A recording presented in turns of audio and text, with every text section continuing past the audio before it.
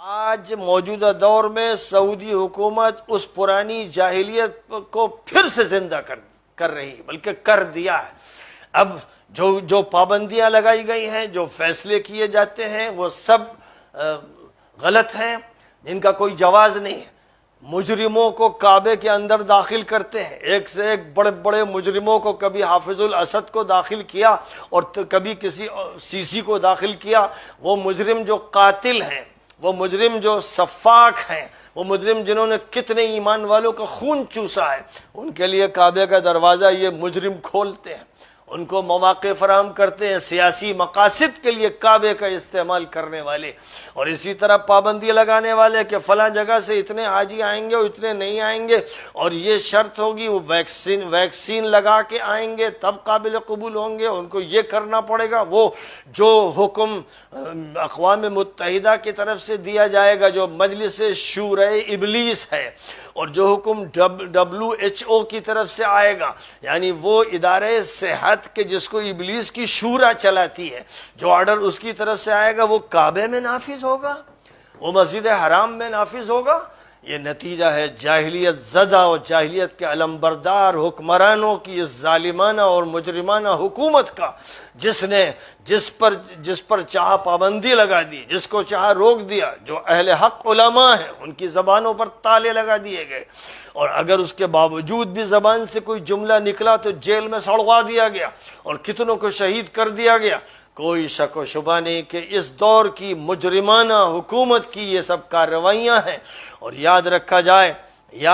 جائے کہ حضور اکرم صلی اللہ علیہ وسلم کی یہ ہدایت تھی کہ مکہ مکرمہ کے مکانوں کو نہ بیچا جائے گا، نہ ان کا کرایہ لیا جائے گا۔ حضرت عبداللہ ابن عمر کی روایت ہے کہ نبی صلی اللہ علیہ وسلم نے فرمایا کہ مکہ مناخ لا تباع رباعها ولا تؤجر بیوتها،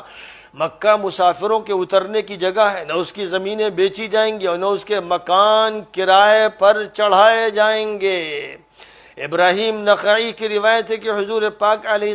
السلام نے فرمایا کہ مکے کو اللہ نے حرم قرار دیا ہے، اس کی زمین کو بیچنا اور اس کے مکانوں کا کرایہ وصول کرنا حلال نہیں ہے۔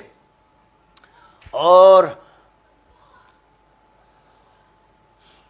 حضرت عبداللہ ابن عمر کی یہ روایت ہے کہ حضرت عمر نے حکم دے دیا تھا اپنی خلافت کے زمانے میں، حضرت عمر نے حکم دے دیا تھا کہ حج کے زمانے میں مکے کا کوئی شخص اپنا دروازہ بند نہ کرے،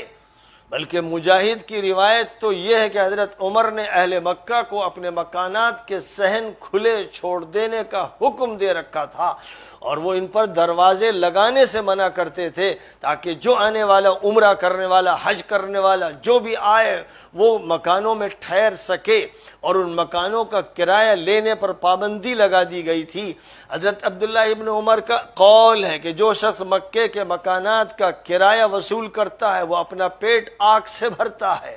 حضرت عبداللہ ابن عباس کا قول ہے کہ اللہ نے پورے حرم مکہ کو مسجد بنا دیا ہے، یہاں سب کے حقوق برابر ہیں، مکے والوں کو باہر والوں سے کرایہ وصول کرنے کا حق نہیں ہے۔ حضرت عمر ابن عبدالعزیز خلیفہ راشد کا فرمان امیر مکہ کے نام تھا کہ مکے کے مکانات پر کرایہ نہ لیا جائے کیونکہ یہ حرام ہے، اور یہ ہے وہ صحیح مسلک اور صحیح رائے اور صحیح احادیث کا مطالبہ جس کو امام مالک نے، امام ابو حنیفہ نے، امام سفیان ثوری نے، امام احمد ابن حنبل نے، امام اسحاق ابن راہوے نے اختیار فرمایا ہے کہ حج کے موسم میں اور دیگر ایام میں بھی، لیکن خاص طور پر جب استحصال ہوتا ہے حج کے موسم میں، مکے کے مکانوں کا کرایہ جائز نہیں ہے۔ اب آپ اندازہ لگائیے کہ جو چیز 5 روپے کی ملتی تھی، آج کے جو جاہلیت زدہ حکمران ہیں، سعودی حکومت کے مجرم، وہ اس چیز کا کرایہ 50 ریال کر دیتے ہیں، 100 ریال کر دیتے ہیں۔ 5 ریال والی چیز 50 ریال کی ہوتی ہے۔ وہ کمرہ جو کسی عمرہ کرنے والے کسی حاجی کو عام دنوں میں مثلا 100 ریال میں ملتا تھا، اس کے 2000 ریال لیے جاتے ہیں۔ لوٹ مار، جیسے ڈکیت ہوں، لوٹنے والے، کھسوٹنے والے، استحصال کرنے والے، حاجیوں کے ذریعے سے پیسہ کمانے والے، جبکہ حضور یہ فرما رہے ہیں کہ مکہ سب کے لیے ہے، یعنی کوئی بھی حاجی آئے کہیں ٹھہر سکتا ہے۔ اب مکہ مکرمہ میں حرم کے بالکل قریب جو بڑے بڑے 20-25 منزلہ ہوٹل بنائے گئے ہیں، یہودی کمپنیوں کے ہیں، یہ مشرک کمپنیوں کے ہیں، یہ مجرموں کے ہوٹل ہیں، جن سے پورے حرم کو گھیر دیا گیا۔ اور مدینہ منورہ میں مسجد رسول صلی اللہ علیہ وسلم کو ان سے گھیر دیا گیا تاکہ ان کے لمبے کرائے لیے جائیں، ان پر ڈش اینٹینا لگے ہوں، اور جو زیارت کرے اور جو حج کرے جو عمرہ کرے وہ عمرے کے بعد آ کر پھر امریکن فلم دیکھے، اپنے کمرے میں پھر وہ اپنے حج اور عمرے کو ذبح کر دے، تباہ کر دے، رون دے، مسل دے۔ اس کے انتظامات کیے گئے ہیں۔ تو اب ظاہر ہے کہ یہ جاہلیت کا دور ہے، اور جاہلیت میں جیسے یاترائیں ہوتی تھیں ویسے آج بھی یاترائیں کرائی جا رہی ہیں۔ قرآن پاک میں جس طرح حضرت ابراہیم کی توحید کا تذکرہ ہے اور جس طرح عالمی دعوت کا تذکرہ ہے، حج کے بارے میں فرمایا گیا کہ مسلمانوں کا سالانہ اجتماع ہے جس میں ان کو حق کے فیصلے کرنے ہیں۔ اس موقع پر زبانیں بند کر دی گئیں اور یہ کہہ دیا گیا کہ کچھ بولے نہیں، بس حج کی روایتیں پوری کریں اور یہاں سے روانہ ہوں۔ یہ جاہلیت کے وہ علمبردار ہیں جن کے ہاتھوں میں حرمین آ گئے ہیں، اور ان کا بدترین استحصال کرنے والے یہ مجرم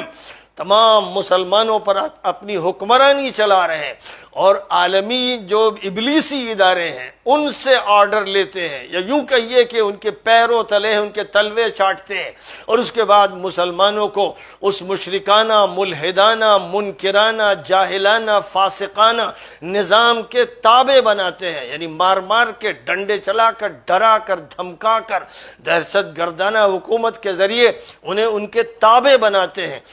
مسجدوں میں وہ عمل کر رہے ہیں جس کو نبی دیکھتے تو ان پر لعنت بھیجتے کہ ایک ایک گز اور دو گز کے فاصلے سے کھڑے ہو۔ نبی کہتے ہیں تراسو سوو صفوفکم، نبی کہتے ہیں کہ صفیں سیدھی کرو، مل کے کھڑے ہو سیسا پلائی ہوئی دیوار کی طرح۔ یہ مجرم ابلیس کی مجلس شورا کی وجہ سے یہ حکم دیتے ہیں۔ کوئی شخص مسجد میں نہیں آ سکتا، وہ بیمار ہے یا بیماری کا خطرہ ہے، اسے اس کی اجازت ہے کہ اپنے گھر میں نماز پڑھ لے، لیکن اس کے لیے اس کی اجازت نہیں ہے کہ وہ مسجد کے نظام میں رد و بدل کرے، حضور کی سنت توڑے، اسلام کو توڑے، جماعت کو توڑے۔ یہ اجازت نہیں ہے، ورنہ وہ پاپی ہے، وہ مجرم ہے، وہ خبیث ہے۔ تو حرمین شریفین میں جو عمل کرایا جا رہا ہے نمازوں کے خلاف، صفوں کے خلاف اور اسلام کے نظام کے خلاف، یہ مجرمانہ عمل ہے۔ جسے خطرہ ہے وہ نہ آئے، کوئی فرض نہیں ہے اللہ کی طرف سے کہ لازماً حج کر کے رہنا یا عمرہ کر کے رہنا، کوئی ضرورت نہیں، 10 آدمی آئیں تو ٹھیک، لیکن نماز کے نظام میں تبدیلی نہیں کی جائے گی، نہ حج کے نظام میں تبدیلی کی جائے گی، اور اس پر احکام ڈکٹیٹ وہاں سے نہیں ہوں گے جو ایک مجرمانہ ادارہ ہے، ظالم ادارہ ہے، وہاں سے ڈکٹیٹ نہیں ہوں گے، اس کو اسلام ڈکٹیٹ کرے گا۔ اور جب تک کوئی صحیح معنی میں مسلم حاکم نہیں ہوگا اس وقت تک کوئی حکم نہیں چلے گا۔ اس لیے ان ظالم حکمرانوں کی باتوں کو ٹھکرا دینا چاہیے۔ تمام عمرہ کرنے والوں اور حج کرنے والوں کو معلوم ہونا چاہیے کہ جاہلیت کا نظام اس وقت حاوی ہے، اور ان کے ارد گرد جو بلڈنگیں نظر آ رہی ہیں یہ جاہلیت کی حفاظت کرنے والوں کی بلڈنگیں ہیں، جو یہ چاہتے ہیں کہ جو شرعی احکام ہے کہ مکہ مکرمہ کے کسی ہوٹل، کسی کمرے، کسی سرائے کا کرایہ نہیں لیا جائے گا، اور لوگ آزادی کے ساتھ کہیں بھی ٹھہر سکیں گے، اس پر پابندی نہیں لگائی جائے گی، جو پہلے آئے گا حق اسے ہوگا، جو پیسہ زیادہ دے گا حق اس کا ہو، یہ نہیں ہوگا۔ یہ نظام سارا تبدیل کر کے جن مجرموں نے ڈکیتی ماری ہے اور دولت لوٹی ہے ان کے خلاف پوری امت مسلمہ کو کھڑا ہو جانا چاہیے۔ وآخر دعوانا ان الحمد للہ رب العالمین۔